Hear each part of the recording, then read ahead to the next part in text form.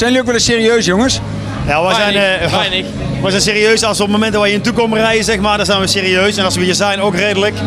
Maar we proberen daar op het podium altijd gekhuis van te maken, toch? Maar meestal lukt het wel. Meestal lukt het wel, ja. De feestact van heel veel jaren al, geloof ik. Dat zeggen ze, ja. Zeggen ze. Maar is ook wel, denk ik. Nee, we maken gewoon leuke liedjes, proberen ieder jaar een paar singles te hebben. Nou, het is zo, we worden door onze feestdeck 300 keer per jaar geboekt. Dus ja, dan Daar leef je van. vrij populair dat toch wel, hè? Ja. En wat komt eraan? Ja, er zit een heel nieuwe leuke single aan te komen. Echt toppertje. Die komt heel snel uit al, denk ik.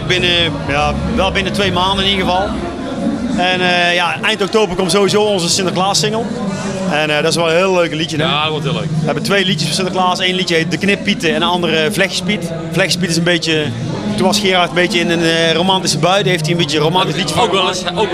Ook wel eens serieus, ook wel eens romantisch. Ja, heel soms. Hij is 11 jaar getrouwd, dus dan moet hij af en toe wel eens een romantisch liedje maken natuurlijk.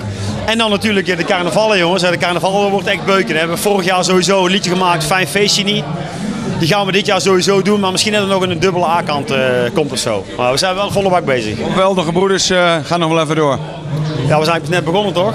We staan dit jaar 11 jaar, dus dat is een carnaval feestvieren, zeg maar, 11-11. Dus met 11-11 bal hopen we zeg maar eigenlijk op nummer 1 te staan, toch?